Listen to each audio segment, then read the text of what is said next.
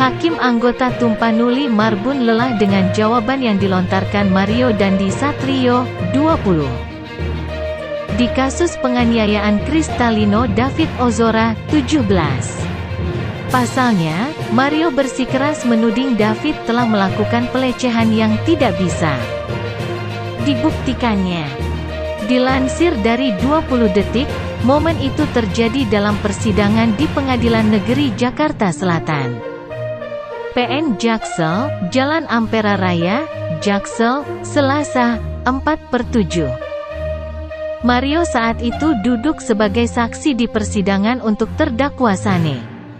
Hakim awalnya mempertanyakan motif Mario melakukan penganiayaan terhadap David.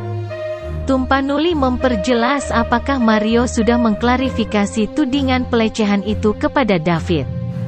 Saudara kan sudah niat dari awal kalau saudara itu untuk mengklarifikasi menyangkut masalah pelecehan yang saudara anggap pelecehan. Saudara memperjelas itu tidak kepada saudara Davidnya, tanya hakim. Mario menjawab jika hal tersebut sudah dipertanyakan kepada David.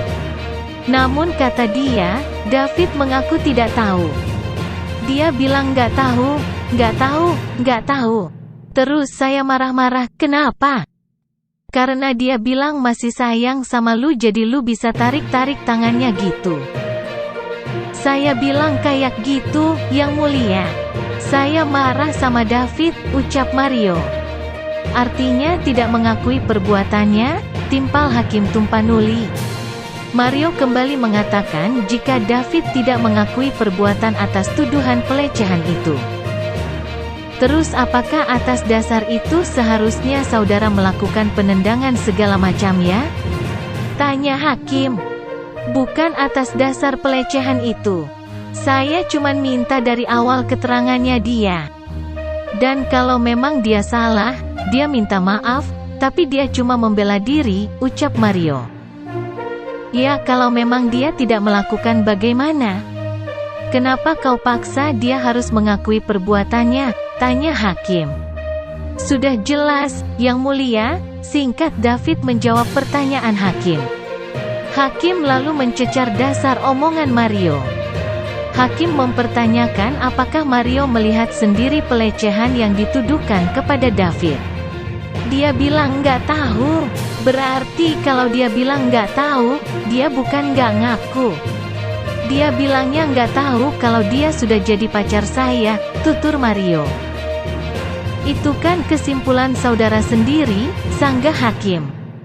Kalau misalnya nggak tahu, berarti dia mengiyakan dia melakukan itu karena dia nggak tahu, ucap Mario. Hakim Tumpanuli kemudian berhenti mempertanyakan motif pelecehan yang dituduhkan Mario tersebut. Hakim lantas mempertegas jika Mario sudah terbukti melakukan kekerasan terhadap David. Ya sudahlah, terserahmu lah, sebut hakim. Intinya gitu, saudara melakukan pemukulan itu. Bahkan sebelum atau kalau tidak dilerai saudara Sane. Saudara masih tetap melakukan perbuatan itu, jelasnya. Dakwaan Mario Dandi. Diketahui, Mario Dandi Satrio, 20, didakwa melakukan penganiayaan berat berencana terhadap David Ozora atau David, 17. Jaksa menyebutkan perbuatan Mario dilakukan bersama Sane Lukas Rotua Pangondian Lumbantoruan alias Sane, 19, dan anak berinisial AG, 15. Terdakwa Mario Dandi Satrio alias Dandi beserta Sane Lukas Rotua Pangondian Lumbantoruan alias Sane dan anak AG, selanjutnya disebut anak, penuntutan dilakukan secara terpisah turut.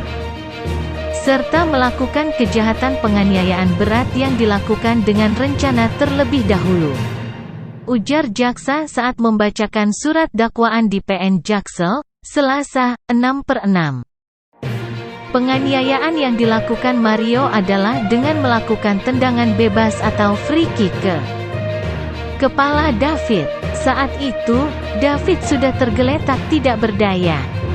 Karena penganiayaan itu, David mengalami sejumlah luka dalam dan fisik. Adapun luka fisik yang diderita David karena penganiayaan Mario adalah 1. Luka lecet pada pelipis bagian atas mata sebelah kanan ukuran 1,5 x 0,5 cm. 2. Luka lecet pada pipi kanan ukuran 6 x 5 cm. 3. Luka memar pada pipi kanan ukuran 6 x 5 cm. 4. Luka robek pada bibir bawah sisi dalam ukuran 2 cm. 5. Sebagaimana dituangkan dalam Visum et Repertum nomor 001 MRIIMPH 2023 tanggal 27 Februari 2023. Mario Dandi pun didakwa melanggar pasal 353 ayat 2 KUHP dan pasal 355 ayat 1 tentang penganiayaan berat.